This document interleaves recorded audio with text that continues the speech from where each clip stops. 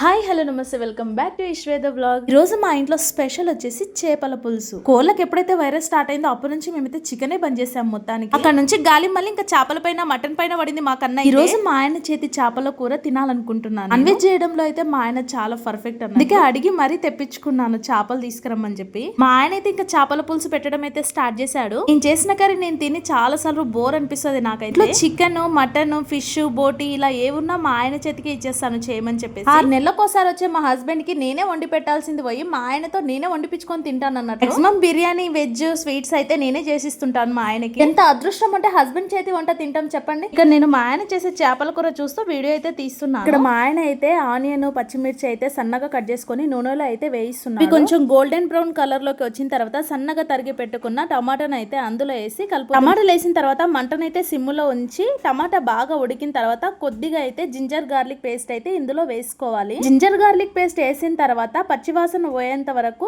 నూనెలో అలాగే కలుపుతూ ఉండాలి. అల్లం వెల్లుల్లి పేస్ట్ అలా ఉడకకుంటే మొత్తం పచ్చివాసన వస్తుంది, చేపలంతా స్మెల్ వస్తుంటాయి. ఇక్కడైతే మా ఆయన వంట చేస్తున్నాడు, ఇంకా నేనైతే బ్యాక్ సైడ్ నుంచి వీడియో అయితే తీస్తున్నాను. అల్లం వెల్లుల్లి పేస్ట్ పచ్చివాసన పోయిన తర్వాత కొద్దిగా పసుపు, కొద్దిగా కారము, కొద్దిగా ధనియా పౌడర్ అయితే వేసి కలుపుకోవాలి. ఇక్కడ మేము ఫిష్ మసాలా కూడా యాడ్ చేసాము, ఆ క్లిప్ అయితే మిస్ అయ్యింది. కొన్నిసార్లు నేను అన్నిటికన్నా వేసినా కూడా టేస్ట్ అంతా రాదు. నేనైతే మా ఆయన చేతి వంటనైతే చాలా మిస్ అవుతుంటాను. ఇక్కడ మసాలాలన్నీ ఉడికిన తర్వాత బాగా కడిగి పెట్టుకున్న చేపలను అయితే ఇంకా వేసుకోవాలి. ఈ చేపలని వాళ్ళే కొట్టిస్తారు కాబట్టి ఇంటికైతే తీసుకొచ్చి 2-3 టైమ్స్ అయితే ఉప్పేసి నీట్ గా అయితే కడిగి పెట్టుకున్నాము. ఈ చేపలు వచ్చేసి 2 kgs వరకు ఉన్నాయి కాబట్టి కొన్ని ఫ్రై కోసం తీసిపెట్టి మిగతావైతే కూర కోసం అయితే చేసేస్తున్నాం ఇందులో. ఇక్కడైతే ఇంకా చేప ముక్కలన్నీ బొగనిలో వేసేసుకొని ఇంకా ఆ ఫిష్ మసాలా మొత్తం అయితే చేపలకు పట్టేటట్టు కలుపుకోవాలి బాగా.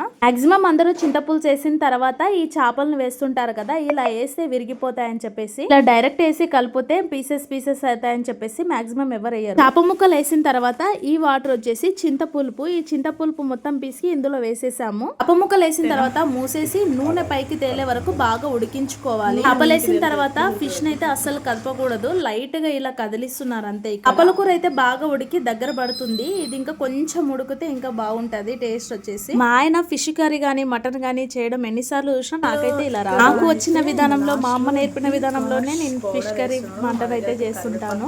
చూడండి ఇక్కడ ఫిష్ లో అయితే ఆయిల్ అయితే పైకి తేలింది. ఇంకా లాస్ట్ లో అయితే దిల్కాష్ అయితే వేస్తున్నాం మేము. ఇక్కడ నా చిన్నప్పుడు ఈ దిల్కాష్ పౌడర్ ని 1 రూపీకి 2 ఇచ్చేవాళ్ళు, ఇప్పుడైతే రూపాయికి 1 వస్తుంది. చేపల కూర బాగా ఉడికిన తర్వాత కూర అయితే రెడీ అయిపోయింది. ఇంకా మనం గంట పెట్టి కలపాల్సిన అవసరం లేదు. పొరపాటున గంట పెడితే ఇంకా చేపలన్నీ ఇరిగిపోతాయి, సపరేట్ అయిపోతాయి, ముళ్ళులే కనిపిస్తాయి మొత్తం. అందుకే ఇక్కడైతే బొగండి పట్టుకొని తిప్పుతున్నాడు అన్నట్టు రౌండ్ గా మొత్తం కలిసేటట్టు. ఈ ప్రాసెస్ లో కనుక మనం కలుపుకుంటే చేప అనేది ముళ్ళు నుంచి వేరవ్వదు. మొత్తానికి చేపల కూర అయితే రెడీ అయింది. ఇక్కడ ఇంకా మా ఆయన అయితే చేపల కూర టేస్ట్ ఎలా ఉందో చూడమని చెప్పి నాకైతే చేతిలో వేస్తున్నాడు. కొంచెం వేసేసరికి నా చేయి అయితే కాలింది, మళ్ళీ ఇంకోసారి వేస్తున్నాడు అన్నట్టు.